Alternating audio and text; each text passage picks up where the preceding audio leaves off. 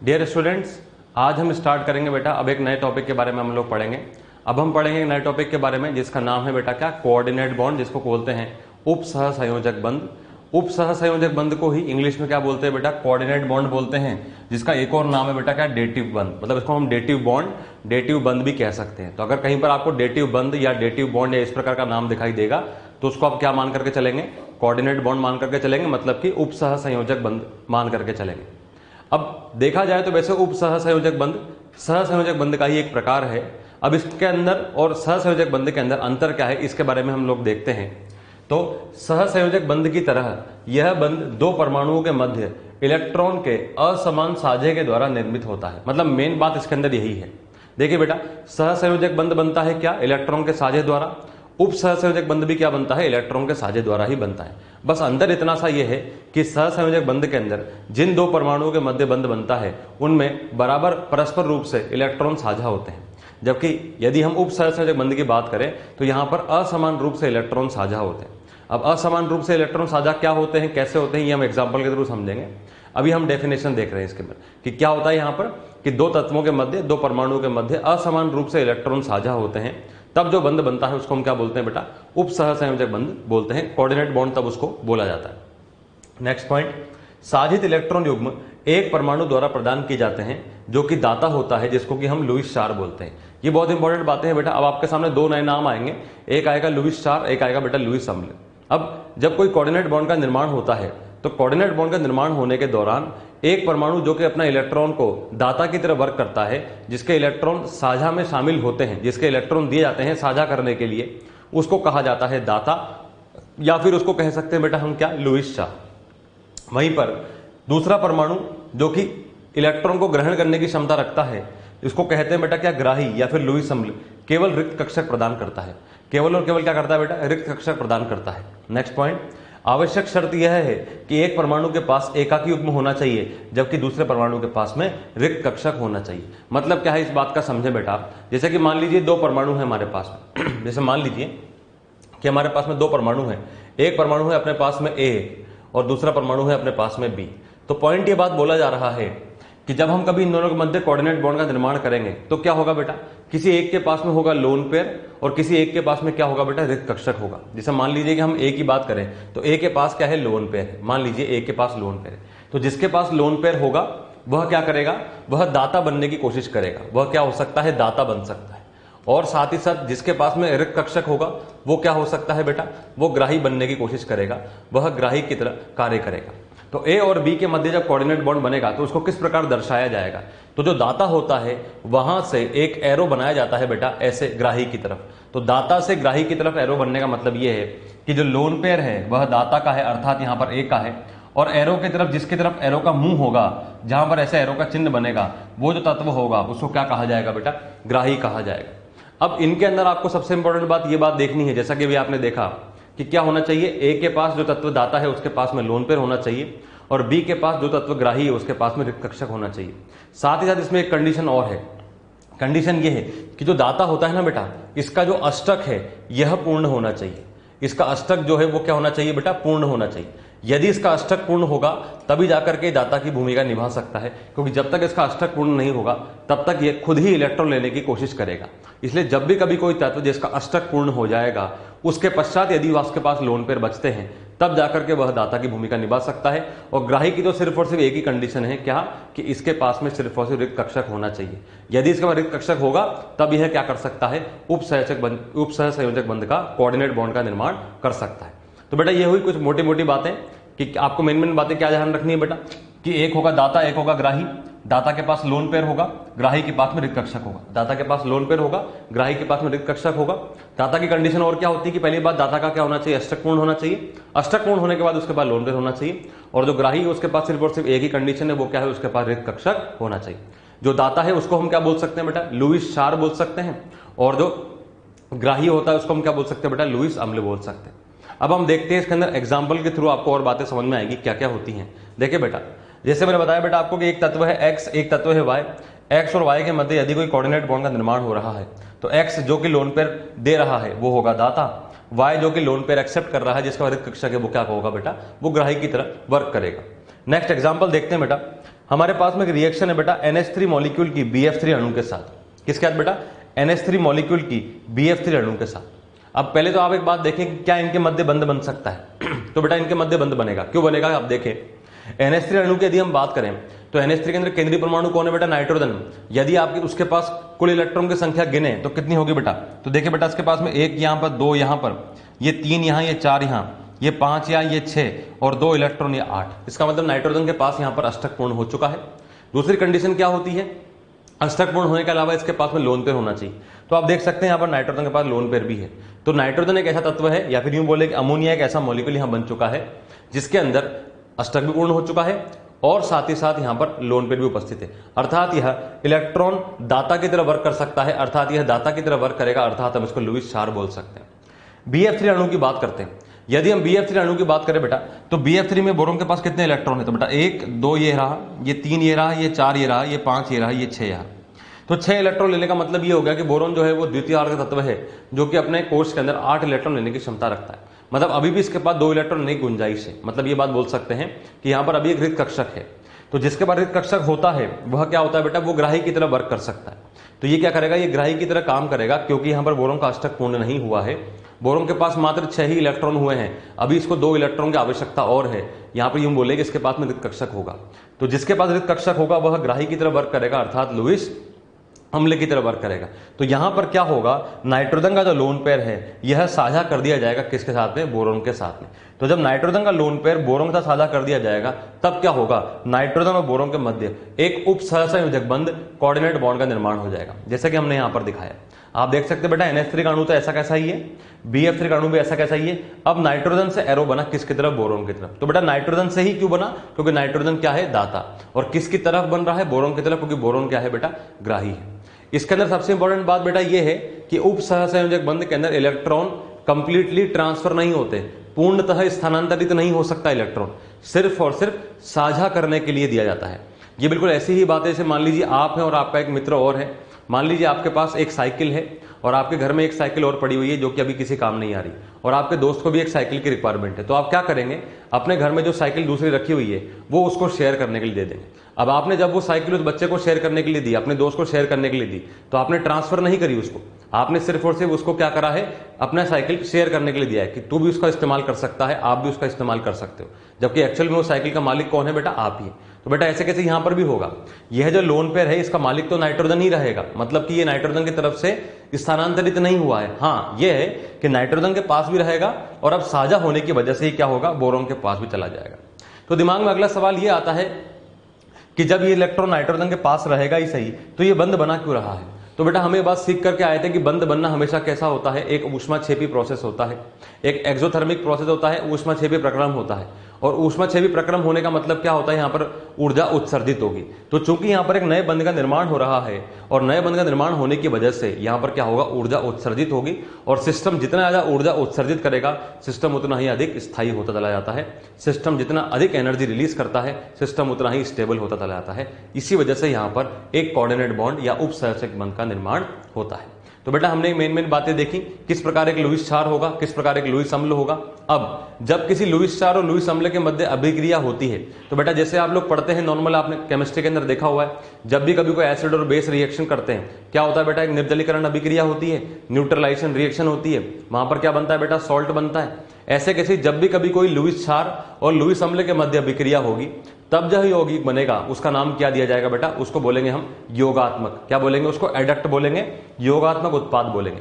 या फिर हम जैसे मैंने आपको नाम बताया बेटा, इसको हम क्या बोल सकते हैं? एडक्ट बोल सकते हैं। तो एडक्ट वर्ड का मतलब क्या है बेटा? एडक्ट का मतलब होता है एडिशन प्रोडक्ट, या फिर आप समझ सकते हैं योगात्मक का मतलब क्या होता है? योग हो जाना। तो लुईस क्षार और लुईस अम्ल में क्या हो गया? योग हो गया। योग होने के पश्चात जो उत्पाद का निर्माण हुआ उसका नाम हमने क्या दिया बेटा? योगात्मक उत्पाद दिया।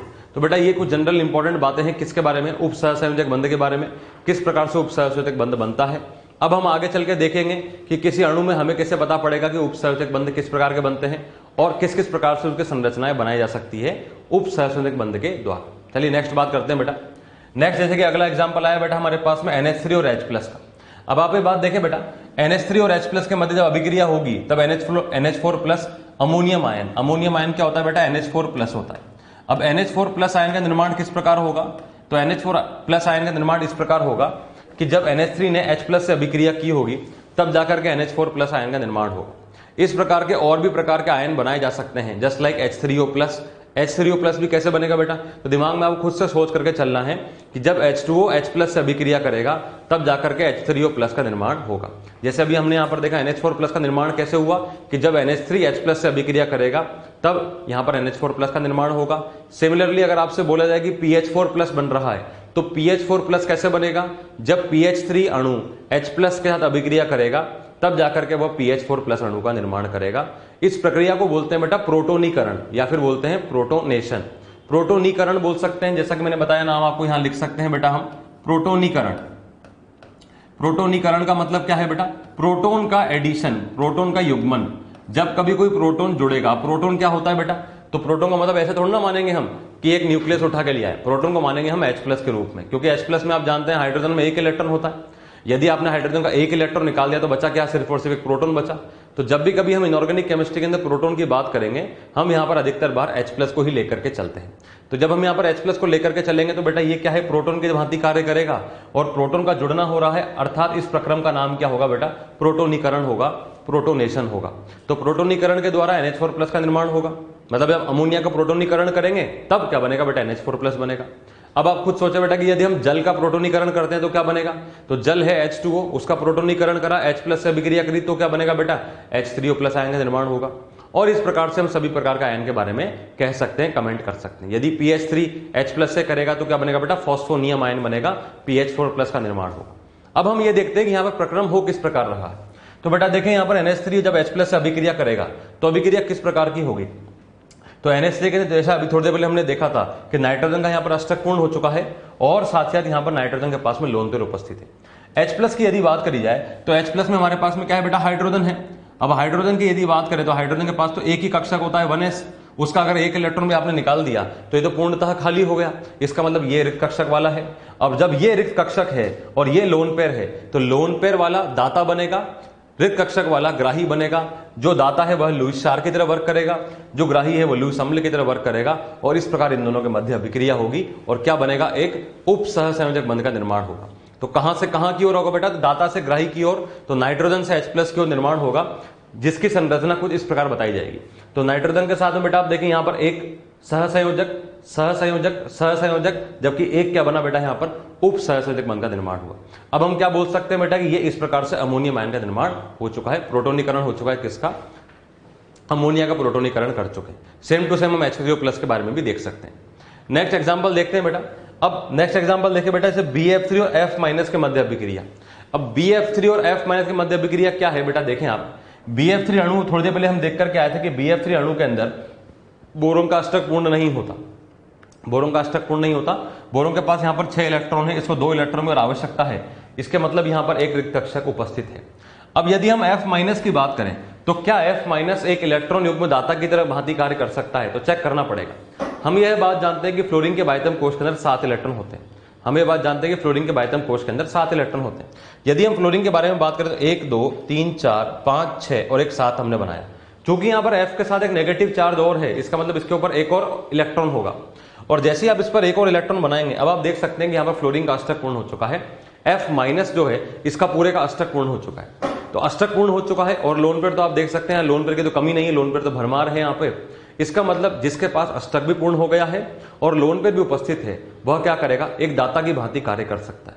इस प्रकार यहां पर F माइनस इलेक्ट्रॉन युग्म दाता या फिर हम बोलें एक लुईस क्षार की भांति कार्य कर सकता है, क्योंकि F माइनस में फ्लोरीन का अष्टक भी पूर्ण हो चुका है और इसके बाद लोन पेयर भी उपस्थित है। साथ ही साथ बोरोन जो है यहाँ पर इसका अष्टक पूर्ण नहीं हुआ, तो ये जो अणु है वह इलेक्ट्रॉन युग्म ग्राही लुईस अम्ल की भांति कार्य करेगा। अब यहाँ एक उप सहसंयोजक बंध बनाया जा सकता है, कहां से कहां की तरफ, F माइनस से बोरोन की तरफ। तो आप देख सकते हैं बेटा यहाँ पर एक उप सहसंयोजक बंध का निर्माण होगा, कहां से, F माइनस से बोरोन की तरफ निर्माण होगा और इस प्रकार से BF4 माइनस आयन का निर्माण बताया जा सकता है। तो बेटा हमने कुछ एग्जांपल देखे, इसी एग्जांपल की कड़ी में आप और भी एग्जांपल देखें। जस्ट लाइक एग्जांपल N2O, एक बहुत ही फेमस मॉलिक्यूल है बेटा N2O, नाइट्रस ऑक्साइड बोलते हैं बेटा इसको लाफिंग गैस भी बोला जाता है बेटा। लाफिंग गैस क्यों बोला जाता है, क्योंकि पुराने जमाने में डेंटिस्ट लोग जो होते थे वह क्या करते थे, N2O गैस का यूज करते थे एनेस्थीसिया देने में, क्योंकि N2O गैस को जब हम इनहेल करते हैं तो हमें हंसी आनी शुरू हो जाती है। तो डेंटिस्ट लोग पहले के ज़माने में इसका यूज़ करते थे, पर आजकल इसका यूज़ बंद कर दिया गया है। इसके बारे में आप आगे चल के और पढ़ेंगे। अभी बस आप ये बात याद रखें कि N2O जो है उसको बोलते हैं बेटा क्या, लाफिंग गैस। हम लाफिंग गैस बोलते हैं। अब N2 की संरचना किस प्रकार बनेगी, तो N2 की संरचना में आप देखें बेटा नाइट्रोजन नाइट्रोजन ऑक्सीजन, ये है हमारे पास। पहला काम तो ये होगा कि हम नाइट्रोजन और नाइट्रोजन के मध्य अष्टक पूर्ण करें। तो नाइट्रोजन नाइट्रोजन के मध्य आप जानते हैं बेटा कि 5 इलेक्ट्रॉन होते हैं, इसको 3-3 इलेक्ट्रॉन की आवश्यकता है। यहां पर ट्रिपल बॉन्ड बन गया। जैसे ही ट्रिपल बॉन्ड बना, अब आप देख सकते हैं बेटा नाइट्रोजन जो है इसका अष्टक पूर्ण हो चुका है। यह वाला जो नाइट्रोजन है, यह वाला नाइट्रोजन का परमाणु है, इसका बेटा आप देख सकते हैं अष्टक पूर्ण हो चुका है। क्यों, आप देख सकते हैं बेटा 1 2 3 4 5 7 8 अष्टक पूर्ण हो गया। लोन पे भी उपस्थित है, अर्थात यह दाता की भांति कार्य कर सकता है। और ऑक्सीजन जो है इसके पास अभी मात्र 6 ही इलेक्ट्रॉन है, इसको 2 इलेक्ट्रॉन की और आवश्यकता है। तो अब क्या होगा, नाइट्रोजन जो अपना एक लोन पेयर है वह साझा करेगा किसके साथ, ऑक्सीजन के साथ साझा करेगा। तब क्या बनाएगा बेटा, एक उप सहसंयोजक बंध का निर्माण करेगा। तो नाइट्रोजन से ऑक्सीजन की तरफ एक उप सहसंयोजक बंध का निर्माण होगा। क्वेश्चन मान लीजिए आपसे ऐसा पूछ ले कि बंध का निर्माण क्यों हो रहा है, तो जैसा कि मैंने आपको थोड़ी देर पहले बताया था कि बंध का निर्माण इसलिए होता है क्योंकि जब भी कभी कोई बंध बनता है हमेशा सिस्टम एनर्जी रिलीज करता है। सिस्टम जितना एनर्जी रिलीज करेगा सिस्टम उतना ही अधिक स्टेबल होगा। इसीलिए यहां पर भी बोला जा सकता है कि बंध का निर्माण हो रहा है, नाइट्रोजन से ऑक्सीजन की तरफ एक उप सहसंयोजक बंध का निर्माण हो रहा है। तो बेटा हमने इस प्रकार देखा कि N2O अणु के अंदर किस प्रकार उप सहसंयोजक बंध का निर्माण होगा। अब हम नेक्स्ट वर्ड डिस्कस करते हैं कि जैसे मान लीजिए हमारे पास जो अणु दे दिया जाए तो क्या उस अणु के अंदर उप सहसंयोजक बंध होगा, और यदि होगा तो उसको हम किस प्रकार से चेक करके बताएंगे कि कितने होंगे और क्या होंगे। देखिए बेटा आप एग्जाम्पल, एक बहुत बढ़िया एग्जाम्पल बता रहा हूं बेटा मैं आपको, काफी सारी बातें आपको क्लियर होंगी। जैसे कि हम बात करें बेटा, एक अणु आया हमारे पास में SO3। अब क्या हमें चेक करना है कि SO3 के अंदर उप सहसंयोजक बंध उपस्थित है या नहीं है।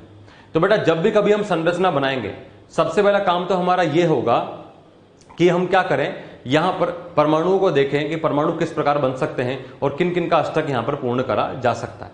तो हम क्या करेंगे बेटा, यहां पर हमारी पहली कोशिश ये होगी कि जो हमारा केंद्रीय परमाणु है हम उसका अष्टक पूर्ण करने की कोशिश करें। किस प्रकार करेंगे, देखे बेटा हमने देखा बेटा यहाँ पे केंद्रीय परमाणु कौन है, सल्फर। सौंदर्य की बात आपको, क्योंकि इसका नंबर कम है। सल्फर को देखा बेटा हमने, तो ये सल्फर बनाया हमने। अब सल्फर के पास बाह्यतम कोश में कितने इलेक्ट्रॉन होते हैं बेटा, 6 इलेक्ट्रॉन होते हैं। इसका मतलब सल्फर को यहां पर अभी 2 इलेक्ट्रॉन की और आवश्यकता है। अच्छा, यदि हम ऑक्सीजन की बात करें तो ऑक्सीजन और सल्फर दोनों के दोनों सेम फैमिली के मेंबर हैं। इसका मतलब इसके पास भी यदि हम गिने तो इसके पास भी बेटा क्या है, 1 2 3 4 5 और 1 6 इलेक्ट्रॉन इसके पास है। यहां पर भी 1 2 3 4 5 6 इलेक्ट्रॉन इसके पास है। 1 2 3 4 5 और 1 6 इलेक्ट्रॉन इसके पास। अब कोऑर्डिनेट बॉन्ड बनाने के लिए सबसे पहली कंडीशन क्या होती है कि अष्टक पूर्ण होना चाहिए। अभी यहां पर किसी का भी अष्टक पूर्ण नहीं है, तो पहला काम तो हमारा यह होगा कि हम अष्टक पूर्ण करें। अब अष्टक पूर्ण कैसे करेंगे, तो आप क्लियरली देख सकते हैं बेटा कि सल्फर और ऑक्सीजन के मध्य आप डबल बॉन्ड बना सकते हैं। अब आप देखें कि जैसे ही आपने ये सल्फर और ऑक्सीजन के मध्य डबल बॉन्ड बनाया, तो डबल बॉन्ड बनाने से फायदा क्या हुआ, फायदा ये हुआ कि ये जो सल्फर का परमाणु है अब इसका अष्टक पूर्ण हो चुका है। और जैसे इसका अष्टक पूर्ण हुआ, अगली कंडीशन चेक करेंगे कि क्या इसके बाद लोन पेयर उपस्थित है। तो जी हाँ, आप देख सकते हैं सल्फर के पास में 2 लोन पेयर उपस्थित है। लोन पेयर उपस्थित है, अष्टक भी पूर्ण हो चुका है। इसका मतलब अब यह सल्फर का जो परमाणु है यह किसकी भांति कार्य कर सकता है बेटा, यह एक दाता की भांति कार्य कर सकता है। अब यह एक दाता की भांति कार्य करेगा, दाता की भांति कार्य करेगा। बगल में 2 ऑक्सीजन है जिनको 2 इलेक्ट्रॉन की रिक्वायरमेंट है, 2 इलेक्ट्रॉन की जरूरत है। तो अब क्या होगा, इस सल्फर से ऑक्सीजन की तरफ एक उप सहसंयोजक बंध का निर्माण इस प्रकार होगा, और इस सल्फर से ऑक्सीजन की तरफ एक उप सहसंयोजक बंध का निर्माण कुछ इस प्रकार होगा। अर्थात यदि हम SO3 अणु की बात करें तो SO3 अणु के अंदर एक तो डबल बॉन्ड होगा और 2 क्या हो सकते हैं बेटा, कोऑर्डिनेट बॉन्ड इस प्रकार से बनाए जा सकते हैं। 2 क्या बन सकते हैं बेटा, कोऑर्डिनेट बॉन्ड इस प्रकार से बनाए जा सकते हैं। अब आप एक बात नोट करें बेटा कि SO3 की संरचना जो आप पहले देख करके आए थे वो आपने संरचना कुछ इस प्रकार देखी थी, जहां पर सल्फर क्या करता है, सभी के साथ में आपस में डबल बॉन्ड का निर्माण कर सकता है। आपने संरचना देखी थी ना बेटा, ये संरचना बनाई थी आपने। तो दिमाग में अगला सवाल ये आता है कि सर क्या संरचना पहली वाली सही है या दूसरी वाली सही है, या दोनों ही सही है, या दोनों ही गलत है। तो बेटा इसका जवाब है कि संरचनाएं दोनों ही सही। अब दोनों ही सही संरचना कैसी है, अभी जस्ट हमने जैसे उप सहसंयोजक बंध आपको बताया कोऑर्डिनेट बॉन्ड के थ्रू तो फॉर्मेशन होगा। जब कोऑर्डिनेट बॉन्ड के फॉर्मेशन हो गया तो कोऑर्डिनेट बॉन्ड बन गया, इसका मतलब ये संरचना एकदम सही है। परंतु हम एक बात और जानते हैं कि जब भी कभी कोई तत्व तृतीय आवर्त या उससे अधिक का होता है वह अपने अष्टक का प्रसार कर सकता है। और अष्टक का प्रसार करने का मतलब यह हो गया कि जब भी कभी कोई तत्व तृतीय या उससे अधिक आवर्त का होगा तो उसके बाह्यतम कोश में 8 इलेक्ट्रॉन्स अधिक हो सकते हैं। आप इस बात को समझें बेटा कि उप सहसंयोजक बंध या कोऑर्डिनेट बॉन्ड जो है वो स्ट्रिक्टली अष्टक नियम को, ऑक्टेट रूल को फॉलो करता है, क्योंकि हमने यहां पर अष्टक के हिसाब से बताया। पर आज की तारीख में हम ये बात जानते हैं कि अष्टक नियम एक फुल प्रूफ मेथड नहीं है। अष्टक के बाद भी इलेक्ट्रॉन हो सकते हैं, जैसा कि हमने अष्टक नियम के अपवाद में देखा था कि इलेक्ट्रॉन बहु वाले अणु होते हैं, हाइपरवैलेंट स्पीशीज भी होती है जिसके अंदर इलेक्ट्रॉन बहुत अधिक मात्रा में भी हो सकते हैं। तो चूंकि सल्फर एक ऐसा तत्व है जो अपने अष्टक का प्रसार कर सकता है, इसलिए ऐसे केस के अंदर इसके उपसंयोजक बंध को हम डबल बॉन्ड से रिप्लेस कर सकते हैं। तो याद रखें बेटा कि जब भी कभी कोई दाता होगा और यदि वह तृतीय आवर्त या उससे अधिक का होगा तो ऐसे केस के अंदर हम उसके कोऑर्डिनेट बॉन्ड को डबल बॉन्ड से रिप्लेस कर सकते हैं। जब भी कभी कोई दाता तृतीय आवर्त या उससे अधिक का होगा और यदि वह कोई कोऑर्डिनेट बॉन्ड बना रहा होगा तो उसके कोऑर्डिनेट बॉन्ड को हम डबल बॉन्ड से रिप्लेस कर सकते हैं। क्यों कर सकते हैं? क्योंकि हमें पता है कि तृतीय आवर्त या उससे अधिक आगे जाने वालों के पास रिक्त कक्षक उपस्थित होते हैं, जिसकी वजह से वह अपने अष्टक का प्रसार कर सकते हैं और इसी वजह से अब वो अपने पास इलेक्ट्रॉन का संख्या बढ़ा सकते हैं। जैसा कि आप देखिए बेटा, सल्फर के पास में यहाँ पर कुल इलेक्ट्रॉन कितने हैं बेटा? 8 ही इलेक्ट्रॉन है। आप देखिए बेटा 2 2 4 5 6 7 8। परंतु यदि आप इस संरचना को देखें, यदि आप यहाँ पर इलेक्ट्रॉन गिनते हैं तो आप सल्फर के बाद देखिए बेटा 1 2 3 4 5 6 7 8 9 10 11 और 12। तो ये संरचना क्यों बन पाई? क्योंकि सल्फर अपने बाह्यतम कोश में 12 इलेक्ट्रॉन कर सकता है। क्यों कर सकता है? क्योंकि सल्फर के पास रिक्त कक्षक है। क्यों है रिक्त कक्षक? क्योंकि सल्फर तृतीय आवर्त का है जिसमें 3D आना शुरू हो जाएगा, जिससे कि उसके पास में रिक्त कक्षकों की भरमार हो जाएगी। तो ये बात याद रखें बेटा आपके, जब भी कभी कोई दाता तृतीय आवर्त या उससे अधिक का होगा और यदि वह कोऑर्डिनेट बॉन्ड बना रहा है तब उसके कोऑर्डिनेट बॉन्ड को डबल बॉन्ड से रिप्लेस करा जा सकता है। परंतु क्या यही बात हम सेकंड ब्रेड के एलिमेंट के लिए बोल सकते हैं? तो बेटा द्वितीय आवर्त के लिए आपको चेक करना पड़ेगा कि उसका अष्टक पूर्ण हुआ और क्या उसका अष्टक का प्रसार हो रहा है, क्योंकि द्वितीय आवर्त का तत्व अपना अष्टक का प्रसार नहीं कर सकता। इसलिए आपको उसके केस में विशेष तौर पर सावधानी बरत करके देखनी पड़ेगी। जैसा कि अभी आपने बेटा देखा नाइट्रोजन N2O के एग्जाम्पल में, नाइट्रोजन N2O के अंदर आपने देखा कि नाइट्रोजन जो है वो यहाँ पर एक उप संयोजक बंध का निर्माण कर रहा है। तो क्या नाइट्रोजन यहाँ पर बेटा डबल बॉन्ड का निर्माण कर सकता था? नहीं। क्यों? क्योंकि यदि आप नाइट्रोजन के साथ डबल बॉन्ड का निर्माण करते तो संरचना कैसी दिखती आप देखें बेटा। संरचना आपको ऐसी दिखती, नाइट्रोजन और नाइट्रोजन के मध्य आपको ट्रिपल बॉन्ड दिखता और आपको एक ऑक्सीजन ऑक्सीजन के साथ डबल बॉन्ड दिखता। अब यहाँ पर इस नाइट्रोजन को कोई तकलीफ नहीं है, पहले वाले नाइट्रोजन को कोई तकलीफ नहीं है, इसके पास अष्टक पूर्ण हो चुका है, लोन पर उपस्थित है, इसके पास 8 इलेक्ट्रॉन हो गए। ऑक्सीजन कोई तकलीफ नहीं है, इसके अष्टक पूर्ण हो चुका है। परंतु यदि आप इस बीच नाइट्रोजन को देखें, इसके बाद कितने इलेक्ट्रॉन हो गए बेटा? तो 1 2 3 4 5 6 7 8 9 10। आप देखिए बेटा कि नाइट्रोजन जो है बीच वाला, इसके पास में अब 10 इलेक्ट्रॉन हो चुके हैं। क्या कोई भी द्वितीय आवर्त का तत्व अपने बाह्यतम कोश में 10 इलेक्ट्रॉन कर सकता है? नहीं कर सकता। द्वितीय आवर्त का तत्व अपने बाह्यतम कोश में अधिकतम 8 ही इलेक्ट्रॉन पूर्ण कर सकता है। इसका मतलब यह संरचना बन नहीं सकती। तो आप ये बात देखिए बेटा कि हम N2O की संरचना को इस प्रकार से नहीं बता सकते। तो यह जो संरचना हमने बनाई है यह एक्चुअल में क्या होगा बेटा? एक गलत संरचना बता दी जाएगी। तो बेटा आप याद रखें कि जब कभी कोई दाता द्वितीय आवर्त का होगा तब उसके कोऑर्डिनेट बॉन्ड को हम डबल बॉन्ड से आसानी से रिप्लेस नहीं कर सकते, हमें देखना पड़ेगा कंडीशन क्या है। पर हाँ, यदि कोई दाता तृतीय आवर्त या उससे अधिक का होगा तब हम उसके कोऑर्डिनेट बॉन्ड को डबल बॉन्ड से रिप्लेस कर सकते हैं। तो बेटा ये कुछ महत्वपूर्ण बिंदु हैं जिसको देख करके हम संरचना बनाना सीख सकते हैं। और यदि हमसे मान लीजिए सवाल पूछे कि क्या इस अणु में उप संयोजक बंध उपस्थित है अथवा है तो कितने हैं, तो ऐसे सवालों का आंसर देने के लिए हमें क्या करना पड़ेगा? संरचना बनाने का सहारा लेना पड़ेगा। इसमें क्या करा बेटा हमने? सबसे पहले हमने केंद्रीय परमाणु का अष्टक पूर्ण करा और उसके बाद हमने देखा कि वहां लोन पेयर उपस्थित है या नहीं। तो पहले हम केंद्रीय परमाणु का अष्टक पूर्ण करेंगे और उसके बाद हम आगे की ओर प्रोसीड करेंगे कि क्या उसमें कंडीशन बन रही है कोऑर्डिनेट बॉन्ड की या नहीं बन रही है। चलिए बेटा नेक्स्ट बात करते हैं। जैसे कि हमारे पास में क्वेश्चन आया, निम्नलिखित में से किस प्रजाति में उप सहसंयोजक बंध उपस्थित नहीं है? अच्छा सवाल है, देखते हैं। जैसा कि मैंने आपको संरचना बनाना सिखाया बेटा, उसी कड़ी के अंदर अगला सवाल है कि किसके अंदर कोऑर्डिनेट बॉन्ड नहीं होगा, उप सहसंयोजक बंध नहीं होगा। चलिए देखते हैं एक करके एग्जांपल NO3-। अब NO3- संरचना बनाते हैं। NO3- संरचना बनाई बेटा हमने, तो ये रहा हमारे पास नाइट्रोजन। अच्छा नाइट्रोजन की हम बात करें, नाइट्रोजन बाह्यतम कोश में कितने इलेक्ट्रॉन होते हैं बेटा? 5 इलेक्ट्रॉन होते हैं। ठीक है, तो हमने ऐसा बनाया, 1 ये 2 ये 3 4 और 1 ये 5। ठीक है, अब आप ये बात देखें बेटा, यहाँ पर एक माइनस चार्ज और ऑक्सीजन है। हमने क्या सीखा था कि जब भी कभी माइनस चार्ज आता है ऑक्सीजन के साथ, यदि कभी हमने देखा था बेटा, याद करो आप, कि पार्श्व परमाणु यदि ऑक्सीजन हो और ऑक्सीजन में नेगेटिव सहित हो तो नेगेटिव सहित में क्या करते हैं हम? नेगेटिव चार्ज पहले ऑक्सीजन को देते हैं। तो आप देखिए बेटा यहाँ पर आपको 3 ऑक्सीजन दिख रहे हैं। तो हम क्या करते हैं, यहाँ पर एक ऑक्सीजन हमने यहाँ बनाया, एक ऑक्सीजन हमने यहाँ पर बनाया, एक ऑक्सीजन हमने यहाँ पर बनाया और इनमें से किसी एक ऑक्सीजन को हम नेगेटिव चार्ज दे दें। मान लीजिए कि हमने इसको एक नेगेटिव चार्ज दिया, तो जिसको नेगेटिव चार्ज देंगे मतलब एक सिंगल बॉन्ड का निर्माण करेगा। तो यहाँ पर बेटा नाइट्रोजन के साथ में ये सिंगल बॉन्ड का निर्माण हुआ, तो इस O- का अष्टक तो पूर्ण हो गया। क्या नाइट्रोजन का अष्टक पूर्ण हुआ? नहीं। आप नाइट्रोजन के बाद इलेक्ट्रॉन गिन सकते हैं बेटा, 1 2 3 4 5 6, अब इसके बाद मात्र 6 इलेक्ट्रॉन हुए, मतलब अभी इसको 2 इलेक्ट्रॉन की रिक्वायरमेंट और है, तब जाकर के ये कोऑर्डिनेट बॉन्ड का निर्माण कर पाएगा। तो पहला काम तो हम ये करते हैं कि इसका यहां पर ऐसे डबल बॉन्ड बना करके अष्टक पूर्ण करते हैं। अब आप देख सकते हैं बेटा कि नाइट्रोजन जो है इसका यहां पर अष्टक पूर्ण हो चुका है, अष्टक पूर्ण हो चुका है। आप देख सकते हैं बेटा 8 इलेक्ट्रॉन हो गए इसके पास, 1 2 3 4 5 6 7 8। अब क्या होगा, इस नाइट्रोजन और ऑक्सीजन के मध्य क्या होगा बेटा, एक उप सहसंयोजक बंध का निर्माण हो सकता है। तो इस प्रकार NO3 माइनस का निर्माण होगा जिसके अंदर की कोऑर्डिनेट बॉन्ड तो होगा। बोल रहा है कि कोऑर्डिनेट बॉन्ड उपस्थित नहीं है, ध्यान दो बेटा, नहीं है, आपको देखना है, इसका मतलब ये तो अपना आंसर होगा नहीं। चलिए नेक्स्ट देखते हैं बेटा I3 माइनस। अब I3 माइनस संरचना किस प्रकार बनेगी इसको देखने की कोशिश करते हैं। तो I3 माइनस के अंदर हमारे पास में एक आयोडीन है, और फिर अपने पास में दूसरा आयोडीन होगा, और फिर अपने पास में तीसरा आयोडीन भी होगा। अब हमने क्या सीखा था बेटा कि जब भी कभी हमारे पास ऋणात्मक आवेश आता है और ऑक्सीजन रहित होता है तो हम जो भी चार्ज आता है वो क्या करते हैं, वो केंद्रीय परमाणु को देते हैं। अच्छा, यदि हम आयोडीन की बात करें तो आयोडीन के बाह्यतम कोश में कितने इलेक्ट्रॉन होते हैं बेटा, आयोडीन के बाह्यतम कोश में 7 इलेक्ट्रॉन होते हैं। तो हम इसको इस तरह बना सकते हैं बेटा कि 1 2 3 4 5 6 और 1 7, हमने इस प्रकार बनाया बेटा, ऐसा बना सकते हैं। अब हम क्या बोल सकते हैं बेटा, इसके पास 7 इलेक्ट्रॉन है और एक नेगेटिव चार्ज है। नेगेटिव चार्ज आने का मतलब क्या हो गया कि इसके पास में अब क्या हो गया बेटा, 1 इलेक्ट्रॉन और आ गया। तो अब क्या होगा, इस आयोडीन के मध्य तो एक सिंगल बॉन्ड का निर्माण हो जाएगा, सिंगल बॉन्ड का निर्माण हो गया बेटा, सिंगल बॉन्ड का निर्माण हो गया। अब क्या होगा, इस आयोडीन के मध्य क्या होगा, एक ऐसे उप सहसंयोजक बंध का निर्माण करा जा सकता है। तो जब इस आयोडीन के मध्य उप सहसंयोजक बंध का निर्माण होगा तब संरचना किस प्रकार दिखेगी, कुछ इस प्रकार की संरचना दिखेगी।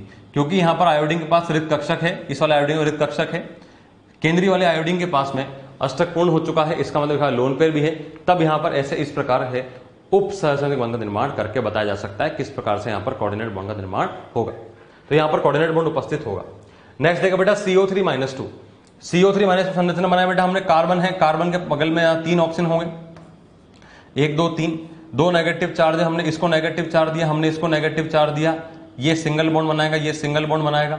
अब आप ये बात देखो, क्या कार्बन और ऑक्सीजन के मध्य कोऑर्डिनेट बॉन्ड बन सकता है? नहीं बन सकता। क्यों? क्योंकि अभी कार्बन का अष्टक पूर्ण नहीं हुआ।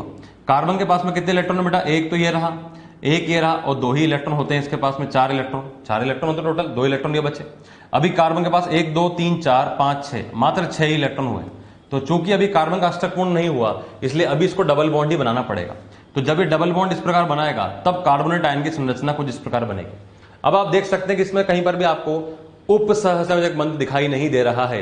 इसका मतलब यहां पर क्या है बेटा, इसका मतलब यहां पर यह है कि ये अपना आंसर चला जाएगा। तो क्वेश्चन का अपना आंसर क्या चला जाना चाहिए बेटा, थर्ड ऑप्शन। फाइनली हम H3O+ को भी चेक करके देख सकते हैं। H3O+ का नाम क्या होगा बेटा, हाइड्रोनियम आयन। क्या नाम होगा, हाइड्रोनियम आयन। और यह भी बनेगा प्रोटोनीकरण द्वारा, कि जब H2O अभिक्रिया करेगा H+ के साथ में तब क्या होगा, यहां पर H3O+ का निर्माण होगा। H2O का संरचना आप जानते हैं बेटा, ऑक्सीजन है, इसके पास में 2 लोन पेयर होंगे और यहां पर इसके पास में 2 हाइड्रोजन भी इस प्रकार उपस्थित होंगे।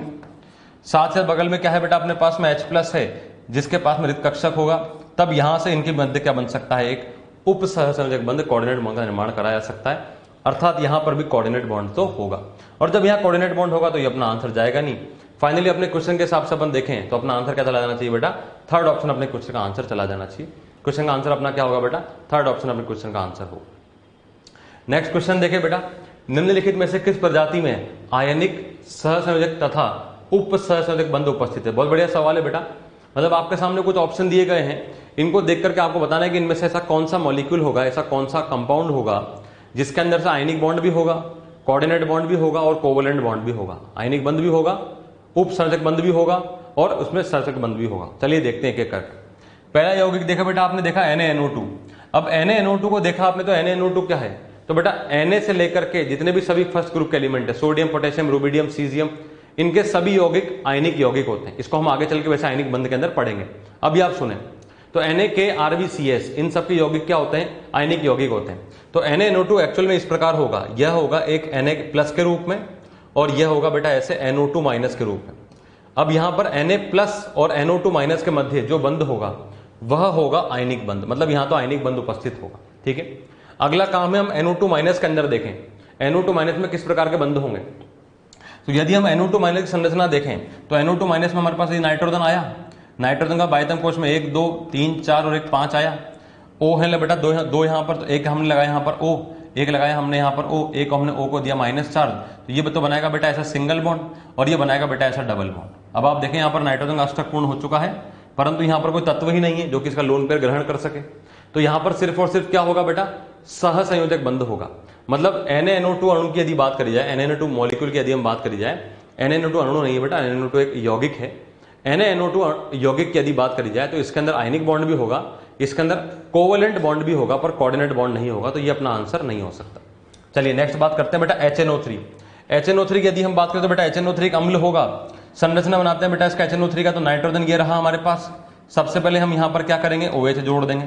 OH जोड़ा, फिर हमने देखा बेटा यहाँ पर एक ऑक्सीजन होगा, अगला ऑक्सीजन यहाँ पर इस प्रकार होगा। फिर हम यहाँ पर नाइट्रोजन ऑक्सीजन के मध्य डबल बॉन्ड बनाएंगे। जैसे डबल बॉन्ड बनाया हमने, हम इलेक्ट्रॉन गिने बेटा, तो 1 2 3 4। अच्छा, नाइट्रोजन के पास में एक लोन पेयर ऑलरेडी था, यहाँ 5 6 7 और 1 8। अब नाइट्रोजन के पास अष्टक पूर्ण हो चुका है। इसका मतलब ये है कि नाइट्रोजन क्या कर सकता है, यहाँ पर उप सहसंयोजक बंध का निर्माण कर सकता है। तो HNO3 के अंदर सहसंयोजक भी होगा, उप सहसंयोजक भी होगा, परंतु आयनिक नहीं होगा। आयनिक नहीं होगा। HNO3 अणु HNO3 के रूप में ही रहेगा। यह एक सहसंयोजक अणु है।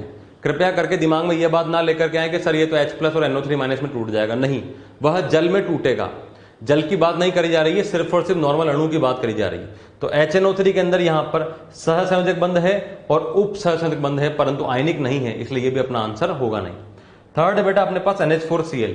अब NH4Cl की यदि बात करें तो NH4+ के जो यौगिक होते हैं वह भी आयनिक प्रकार के होते हैं। अर्थात यदि हम NH4Cl की बात कर रहे हैं बेटा, तो ये कुछ इस प्रकार से होगा। यह होगा NH4+ के रूप में और Cl- के रूप में। तो NH4+ और Cl- इन दोनों के मध्य तो क्या होगा बेटा, आयनिक बॉन्ड होगा।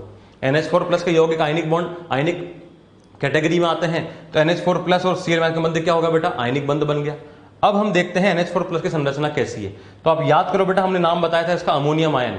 जब हम प्रोटोनीकरण देख रहे थे, प्रोटोनीकरण का पहला एग्जांपल देखा था हमने NH4+।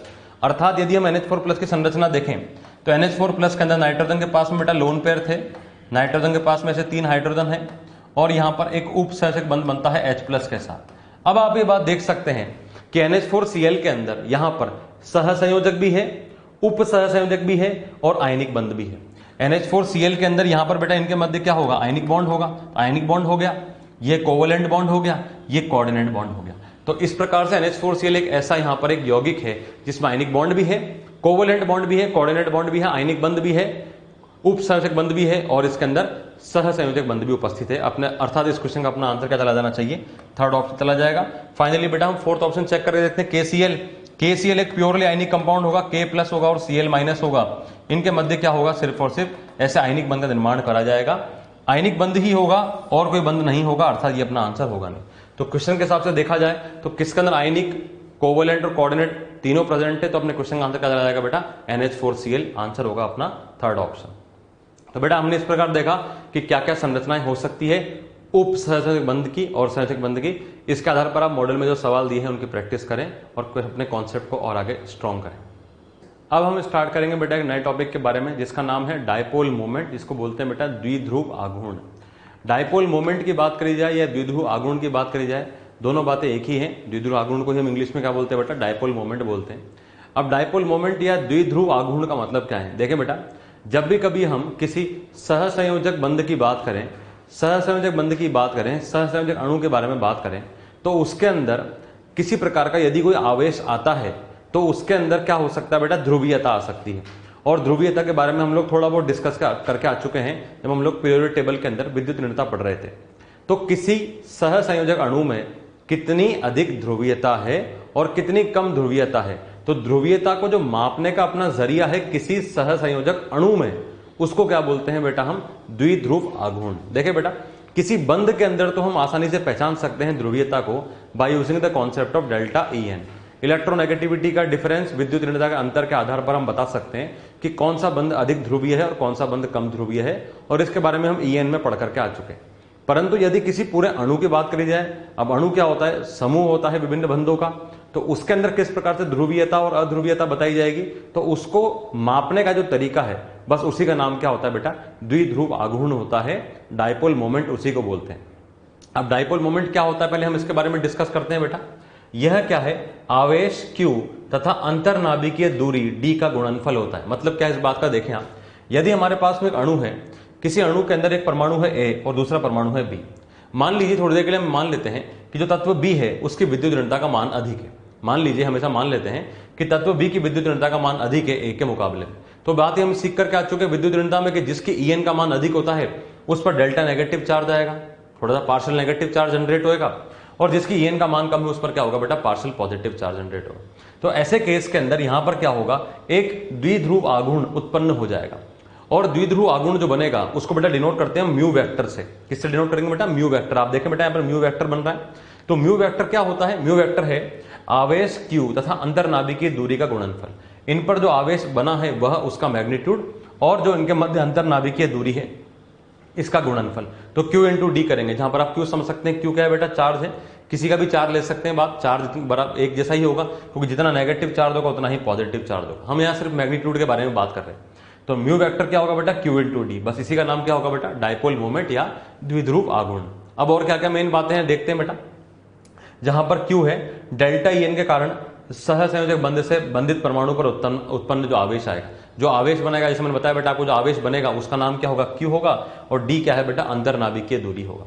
नेक्स्ट देखते हैं बेटा, द्विध्रुव आघूर्ण एक सदिश राशि है जिसका दिशा कम ईएन वाले तत्व से अधिक ईएन वाले तत्व की तरफ होती है। अब ये इंपॉर्टेंट बात है बेटा, इसके अंदर देखें, बेसिकली डायपोल मोमेंट एक वेक्टर क्वांटिटी होता है। ये क्या होता है, एक सदिश राशि है।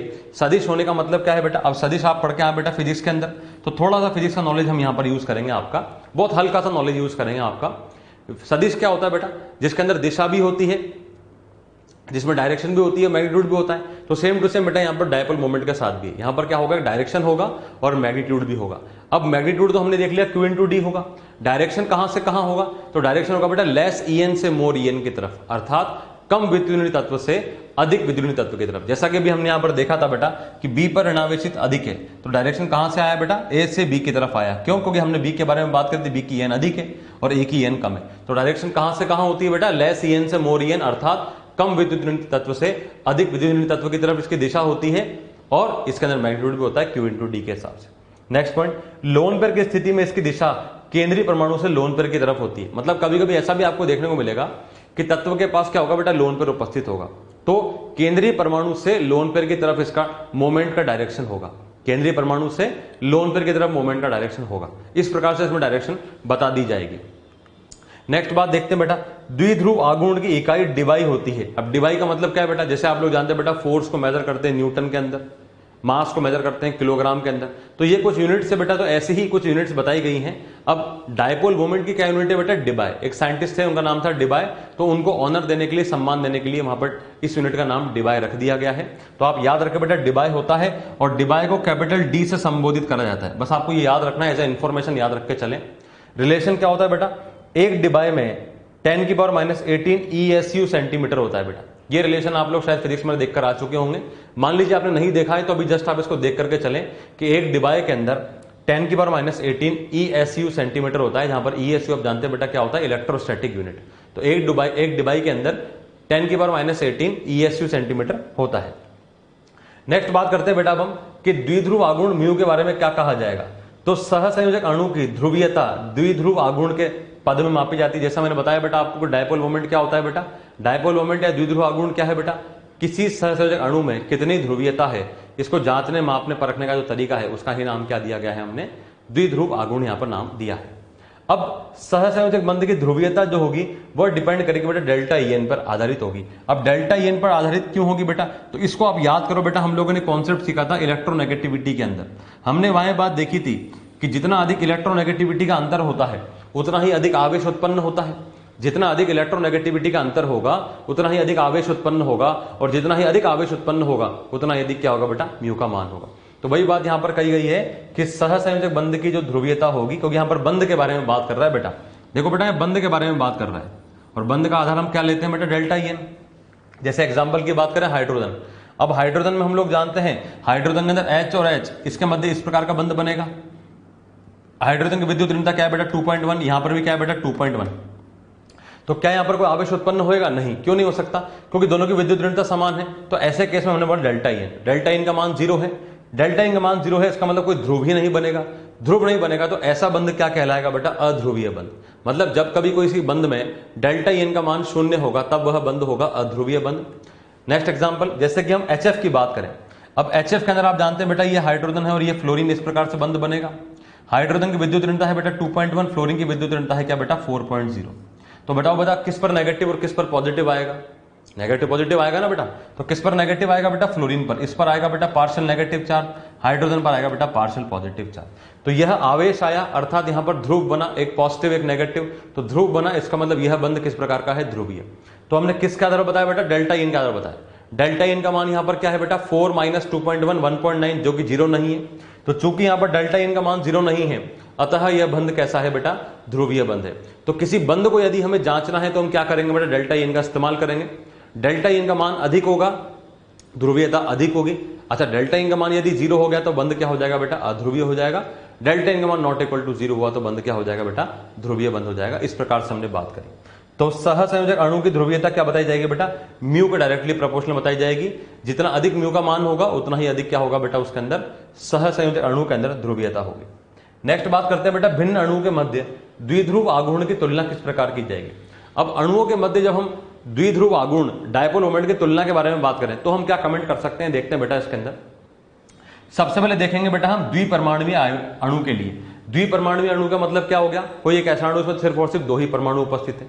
जैसा अभी हमने देखा था बेटा HF, HCl, H2 हो गया, ये सब इस प्रकार के। तो द्विपरमाणुवीय अणु के लिए हम किस प्रकार से बताएंगे, पहले हम वो देखते हैं। तो यहां पर म्यू जो होगा वो समानुपाती होगा डेल्टा इन के।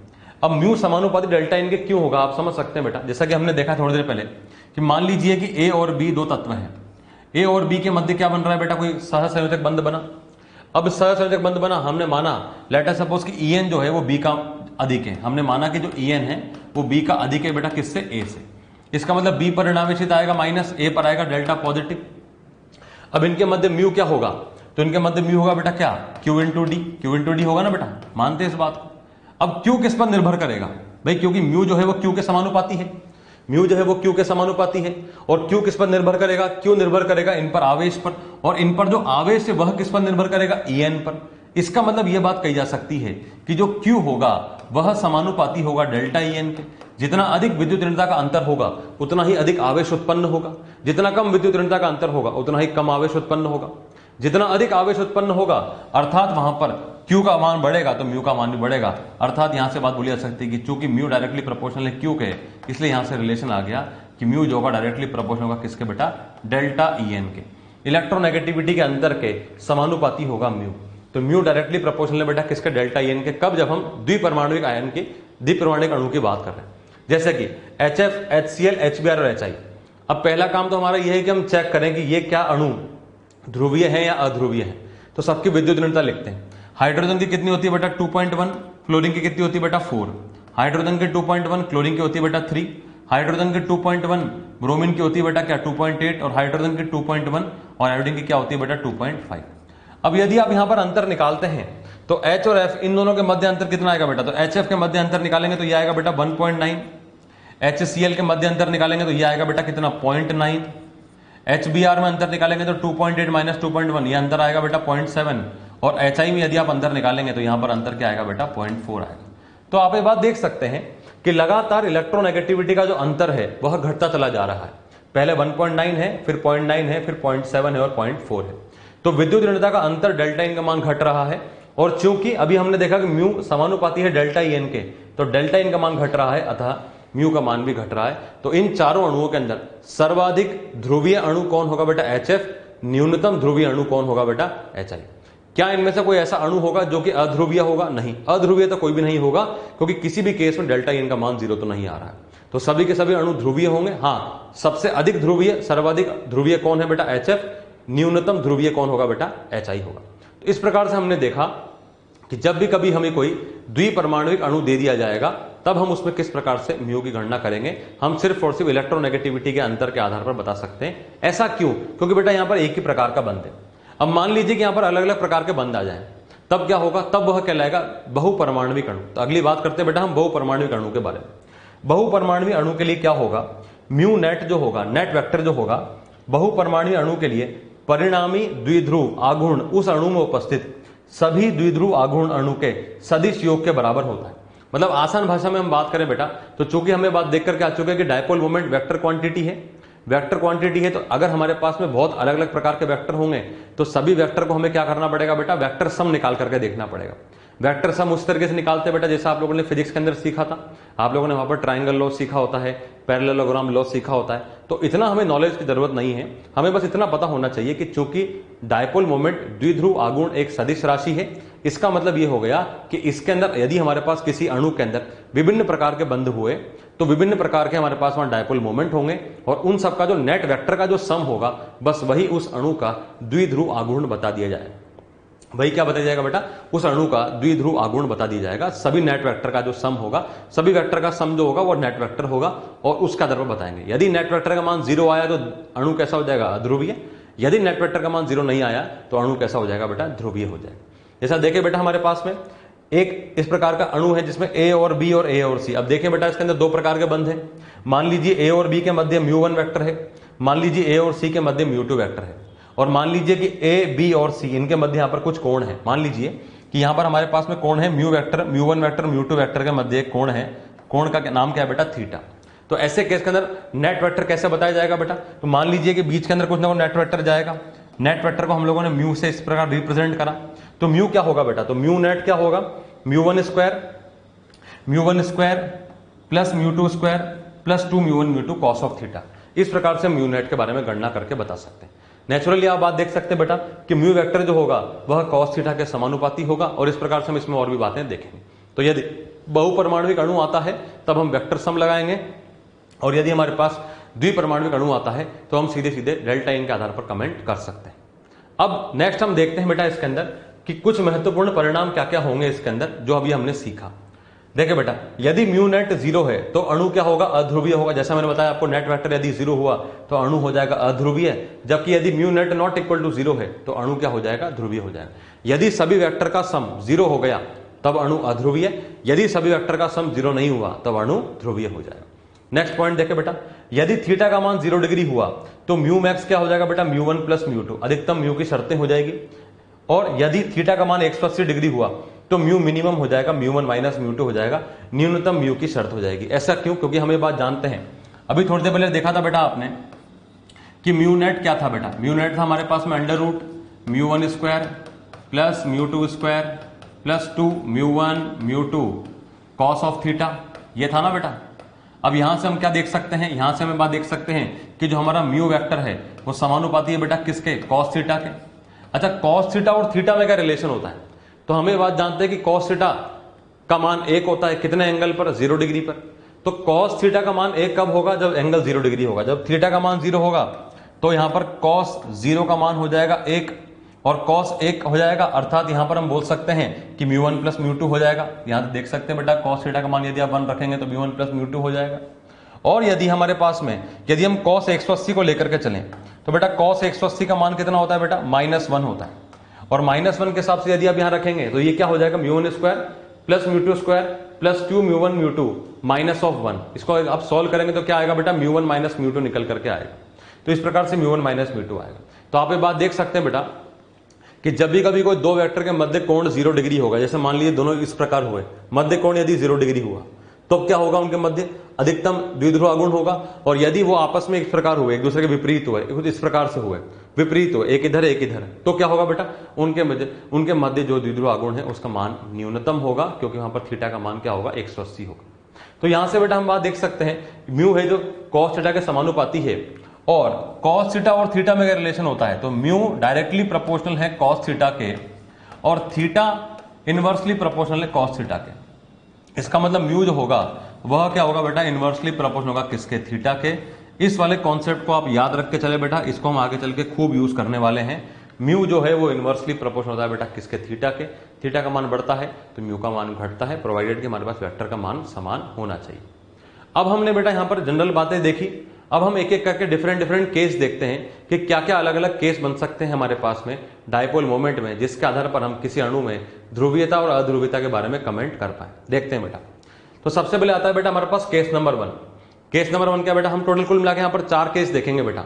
चारों केस के अंदर जितने प्रकार के अणु बन सकते हैं सबके सब आ जाएंगे। अब 4 केस क्या है। केस नंबर 1, यदि किसी अणु में केंद्रीय परमाणु पर कोई एकाकी युग्म नहीं है, देखिए बेटा केंद्रीय परमाणु पर कोई एकाकी युग्म नहीं है, मतलब कि लोन पेयर का नंबर कितना हो गया 0, लोन पेयर का नंबर कितना हो गया बेटा 0, तथा सभी पार्श्व परमाणु समान हो, तथा सभी पार्श्व परमाणु समान हो, सभी के सभी पार्श्व परमाणु समान हो किसी अणु के अंदर, तब अणु कैसा होगा, अध्रुवीय होगा तथा म्यू नॉट इक्वल टू 0 होगा। याद करो बेटा, हमने एक बात सीखा था कि जब भी कभी केंद्रीय परमाणु पर लोन पेयर की संख्या 0 हो जाए और सभी पार्श्व परमाणु समान हो जाए तो ऐसे अणु को हम सममित अणु कहते हैं, तो इसको हम सममित भी बोल सकते हैं। तो केस नंबर 1 तो ये है, यदि किसी परमाणु में, यदि किसी अणु के अंदर सभी के सभी डायपोल मोमेंट बराबर हो जाए, यानी कि हम बात करें यहां पर यदि किसी अणु की बात करें सभी के सभी पार्श्व परमाणु समान हो जाए और लोन पेयर की संख्या 0 हो जाए, तब ऐसा अणु क्या होगा, सदैव अध्रुवीय होगा। सदैव अध्रुवीय का मतलब उसका म्यू का मान हमेशा 0 होगा। कैसे होता है एग्जांपल देखते हैं बेटा। जैसे कि हमारे पास आया CO2, अब पहले हम क्या करेंगे, CO2 की संरचना बनाएंगे। हमने संरचना बनाई ना CO2 की, ये बनी संरचना। अब हमें बात पता है कि ऑक्सीजन की विद्युत ऋणता तो कार्बन से अधिक होती है, ऑक्सीजन की विद्युत ऋणता कार्बन से अधिक होती है और यहां पर भी है अधिक, तो डायरेक्शन वेक्टर की होगी या नहीं होगी, होगी तो सही। कहां से कहां होगी बेटा, तो कार्बन से ऑक्सीजन की तरफ, क्योंकि हम जानते हैं कार्बन की विद्युत ऋणता कम है ऑक्सीजन से, तो एक वेक्टर जाएगा कार्बन से ऑक्सीजन की तरफ, एक वेक्टर जाएगा कार्बन से ऑक्सीजन की तरफ। चूंकि दोनों ही वेक्टर बराबर होंगे परंतु दोनों की दिशा अलग अलग है, तो इस वाले म्यू वेक्टर से इस वाले म्यू वेक्टर कट जाएगा, नेट रिजल्टेंट कितना हो जाएगा 0, म्यू नेट का मान 0, अर्थात ये क्या हो गया, अध्रुवीय। तो केंद्रीय परमाणु पर लोन पेयर की संख्या 0 थी और सभी पार्श्व परमाणु समान थे, तो अणु किस प्रकार का आ गया बेटा अपने पास में, अध्रुवीय आ गया, म्यू का मान क्या आ गया, 0 आ गया। और एग्जाम्पल देखते हैं बेटा, जैसे BF3। अब BF3 में संरचना बनाई हमने, तो बोरोन के साथ में 3 फ्लोरीन इस प्रकार के जोड़े, sp2 संकरण है यहां पर। जब हमने यह संरचना बनाई तो हमें क्या दिखा बेटा, 3 वेक्टर हमें μ1 μ1 μ1 इस प्रकार के दिखे। अब आप ये बात देखें, यदि हम इसको ध्यान से दें, यदि हम इसको ध्यान से देखें तो आपको ऐसा लगेगा कि 3 परस्पर बराबर वेक्टर हैं जिनके मध्य कोण कितना है बेटा, 120 डिग्री का। और फिजिक्स के अंदर आप ये बात पढ़ करके आ चुके हैं, यदि 3 समान वेक्टर होते हैं जिनके मध्य कोण 120 डिग्री का होता है तो नेट रिजल्टेंट 0 होता है। ट्रायंगल लॉ ऑफ एडिशन के अंदर आपने ये बात सीखी थी।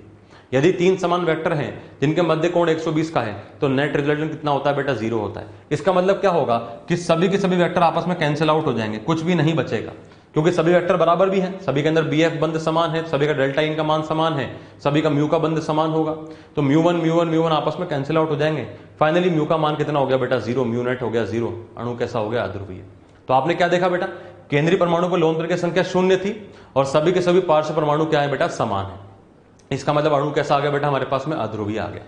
तो बेटा इस केस को बताने का मतलब सिर्फ इतना सा है ताकि आपका सवाल जो है वो जल्दी हो और सही भी हो, मतलब हमें यहां पर एक्यूरेसी भी देखनी है और स्पीड भी देखनी है।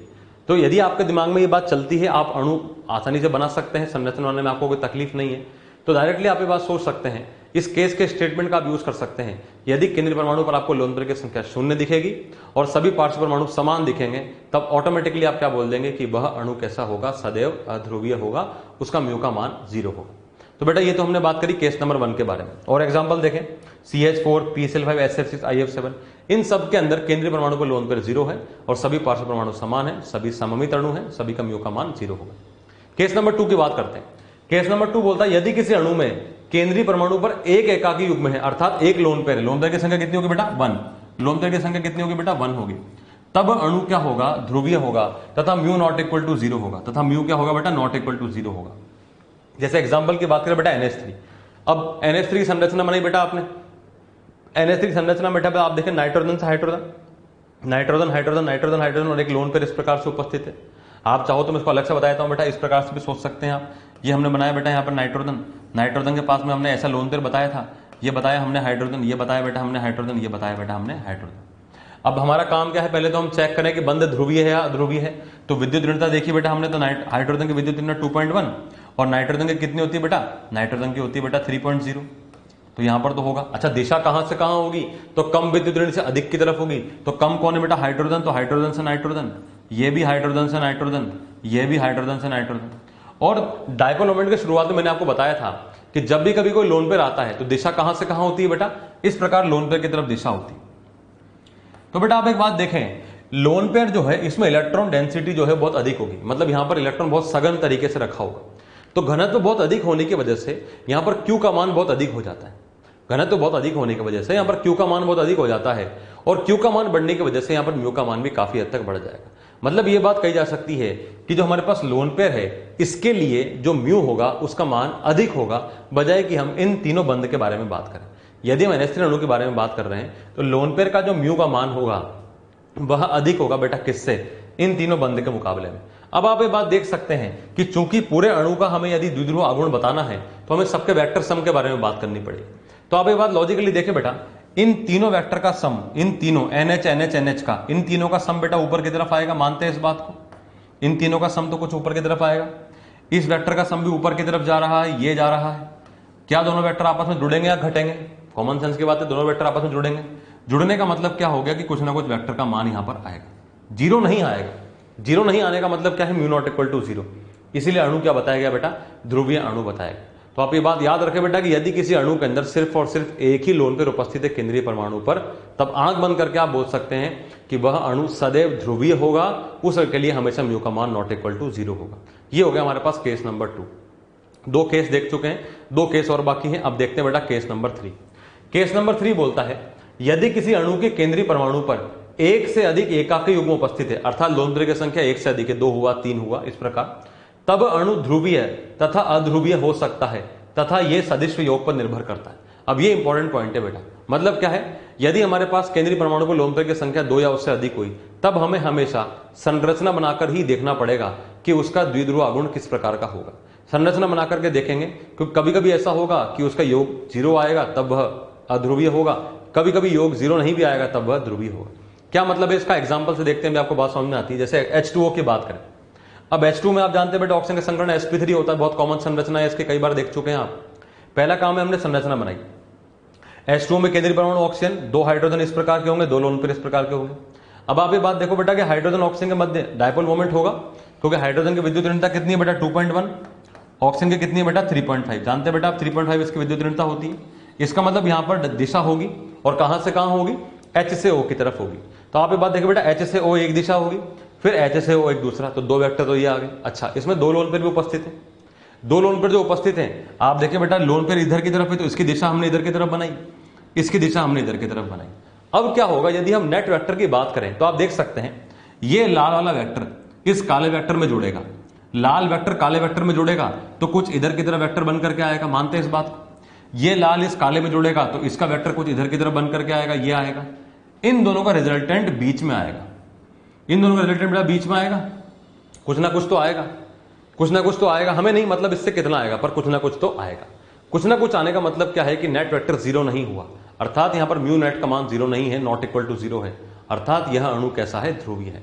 तो आप ये बात देखिए बेटा कि H2 अणु कैसा मिला हमें, ध्रुवीय अणु मिला। और ध्रुवीय अणु मिलने का रीजन क्या है, इसके सभी वेक्टर आपस में कैंसिल नहीं हो रहे हैं, उल्टा आपस में जुड़ ही रहे हैं, इसलिए म्यू का मान यहां पर 0 नहीं है, अणु कैसा है, ध्रुवीय है। चलिए दूसरा एग्जाम्पल देखते हैं बेटा। जैसे हमारे पास आया एक HCF2। अब पहला काम तो ये कि हम संकरण देखें इसमें, तो HCF2 में sp3d संकरण आएगा। sp3d संकरण के अंदर जैसे sp3d देखेंगे, हमको देखना है कि अधिक विद्युत ऋणी कहां जाएगा बेटा, ऊपर और नीचे अक्षीय पर। याद करो बेटा बेंट रूल हमने सीखा था। तो HCF2 में जिनोन के साथ में एक F ऊपर एक F नीचे और 3 लोन पेयर इस प्रकार बनेंगे। अब आप इसमें एक बात गौर करना बेटा, आप एक बात देखो बेटा, जिनोन की विद्युत ऋणता और F की, तो यहां तो कोई मैच ही नहीं है। डायरेक्शन फ्लोरीन की विद्युत ऋणता अधिक है बेटा 4.0 और यहां पर भी फ्लोरीन की विद्युत अधिक है बेटा 4.0। डायरेक्शन कहां से कहां बेटा, जिनोन से फ्लोरीन की तरफ। अब आप एक बात देखो बेटा, इसमें जिनोन से फ्लोरीन एक वेक्टर ऊपर, जिनोन से फ्लोरीन एक वेक्टर नीचे। क्या ऊपर और नीचे वाले वेक्टर बराबर है, बराबर है। इसका मतलब ये दोनों कैंसिल आउट हो जाएंगे। मानते हैं इस बात को। इसका मतलब हम म्यू1 वेक्टर से म्यू1 वेक्टर को काट सकते हैं। यहां तक बात क्लियर, ठीक है। अब आप एक बात देखो बेटा, ये लोन पेयर बन रहे हैं हमारे पास। एक लोन पेयर की दिशा इधर की तरफ, एक इधर की तरफ, एक इधर की तरफ। आप ध्यान देना बेटा, यदि मैं इसको एक्सपेंड करके लिखूं तो मैं ऐसा बताऊंगा, ये अपने पास में एक लोन पेयर की दिशा है, ये अपने पास में दूसरे लोन पेयर की दिशा है, ये अपने पास में तीसरे लोन पेयर की दिशा है। अच्छा, तीनों लोन पेयर बराबर हैं तो तीनों का मान समान होगा, तीनों का मान समान होगा। मानते हैं इस बात को। अच्छा, तीनों के मध्य कोण कितना है बेटा, 120 डिग्री कोण है। तो क्या हम ये बात बोल सकते हैं कि यहां पर भी हम ट्रायंगल लॉ लगा सकते हैं। ट्रायंगल लॉ का मतलब क्या था कि जब 3 वेक्टर बराबर बराबर हो और उनके मध्य 120 डिग्री का कोण आता है, तब नेट रिजल्टेंट 0 आता है। अर्थात यहां पर इन तीनों ही लोन पेयर के द्वारा जो यहां कोण बन रहा है, उसके वजह से यहां पर नेट वेक्टर 0 हो गया। तो लोन पेयर की वजह से भी 0 हो गया और बॉन्ड की वजह से भी 0 हो गया। तो ये भी आपस में कट गए, तो ये भी कट गया, ये भी कट गया, ये भी कट गया। जब सारे ही वेक्टर आपस में कट गए तो क्या कुछ बचा, नहीं बचा। अर्थात म्यू का मान क्या हो जाएगा, 0। म्यू का मान 0 होने का मतलब क्या है, अणु कैसा हो जाएगा, अध्रुवीय। तो मैं बोल सकते हैं म्यू का मान म्यू नेट क्या है बेटा, 0 है, तो अणु कैसा है, अध्रुवीय है। तो बेटा अभी हमने देखा कि 2 लोन पेयर उपस्थित है तब इसका मान 0 नहीं हो सकता, 3 लोन पेयर उपस्थित है तब इसका मान 0 हो सकता है। तो दिमाग में ये मत लेकर चलना कि 2 में हर बार 0 नहीं होगा, कभी कभी 0 भी आएगा। 3 में आपने देखा बेटा कैसा आ रहा है, अध्रुवीय आ रहा है। मतलब यहां पर यह है कि इसका स्टेटमेंट याद रखें आप, स्टेटमेंट यह है कि जब कभी केंद्रीय परमाणु पर 2 या उससे अधिक लोन पेयर उपस्थित होंगे तो आपको हमेशा संरचना बनाकर ही देखना पड़ेगा और फिर आप नेट वेक्टर के बारे में कमेंट करेंगे। यदि कुल मिलाकर सभी वेक्टरों का सम 0 आएगा तब अध्रुवीय, और यदि 0 नहीं आएगा तब वो क्या हो जाएगा, ध्रुवीय हो जाएगा। अब हम देखते हैं बेटा केस नंबर 4 के बारे में। केस नंबर 4 ये बोलता है यदि किसी अणु में पार्श्व परमाणु भिन्न है, मतलब कि साइड एटम डिफरेंट हो जाए, पार्श्व परमाणु भिन्न है, तो अणु ध्रुवीय अध्रुवीय कुछ भी हो सकता है। यह निर्भर करता है सदिश योग पर। फिर से वही वाली बात है बेटा, केस नंबर 4 भी ये बोलता है यदि हमारे पास पार्श्व परमाणु भिन्न हो जाए तब भी कुछ भी हो सकता है, और इसके लिए हमें क्या करना पड़ेगा, संरचना का मदद लेना पड़ेगा, संरचना बना करके देखना पड़ेगा। मतलब क्या है, एग्जाम्पल से देखते हैं। जैसे हमने देखा बेटा एक एग्जाम्पल आया PCl3F2। अब PCl3F2 के अंदर आप संकरण ज्ञात करेंगे तो फॉस्फोरस का संकरण क्या निकल के आएगा बेटा, संकरण आएगा यहाँ पर sp3d। आप निकाल सकते हैं बेटा, सूत्र आपको पता है। sp3d संकरण के अंदर हमें बात पता है कि अधिक विद्युत ऋणी कहा जाता है बेटा अक्षीय पर, और कम विद्युत ऋणी कहा जाता है बेटा विषुवतीय पर जाता है। तो जब हम संरचना बनाएंगे तो दोनों F को भेजेंगे बेटा हम अक्षीय पर, और तीनों Cl को भेजेंगे कहां बेटा, हम विषुवतीय पर। अच्छा, PF और PCl बंध की यदि हम बात करें तो बेटा P की विद्युत ऋणता कितनी बेटा, 2.1। याद करो बेटा, H और P का मान समान होता है, हार्दिक पांड्या से मैंने आपको याद करवाया था। फ्लोरीन का मान कितना होता है बेटा, 4.0 होता है, तो ये हो गया बेटा अपने पास 4.0। अच्छा, क्लोरीन का मान कितना होता है बेटा, 3.0, ये भी आपको पता है। इसका मतलब यहां पर फास्फोरस की विद्युत दोनों से कम है। डायरेक्शन होगा कहां से कहां, P से F, P से F, P से Cl, P से Cl, P से Cl। ये दिशा समझ में आ गई बेटा आपको, कम से ज्यादा की तरफ। अब वेक्टर की यदि हम बात करें तो PF बंद दोनों बराबर होंगे, अर्थात μ1 वेक्टर ये μ1 वेक्टर कैंसिल आउट हो जाएंगे, और तीनों PCl बंद के मध्य आपस में 120 का कोण होगा बेटा। यहां 120 का कोण होगा ना बेटा, जैसा बताया थोड़ी देर पहले आपको। तो ये तीनों भी कैंसिल आउट हो जाएंगे, सारे वेक्टर कैंसिल आउट हो गए, कुछ नहीं बचा, म्यू नेट का मान क्या आ गया, 0, अर्थात यह अणु कैसा होगा, अध्रुवीय अणु होगा। नेक्स्ट यदि हम बात करें, हम अगला हमारे पास अणु आया PCl2F3। अब PCl2F3 की यदि हम संरचना बनाएं तो PCl2F3 के अंदर हमने 2 फ्लोरीन तो ऊपर नीचे भेज दिए। अब तीसरे फ्लोरीन को मजबूरी में कहीं ना कहीं तो रखना ही पड़ेगा, तो हमने इसको कहां पर भेजा, कहां पर भेज दिया बेटा, विषुवतीय भी भेज दिया। अब आप देखो बेटा, ये क्लोरीन, ये क्लोरीन। अब आप इसमें एक बात देखना कि भले ही इसमें ऊपर और नीचे वाले वेक्टर समान होने में से कट जाएंगे, परंतु ये तीनों आपस में नहीं कटेंगे।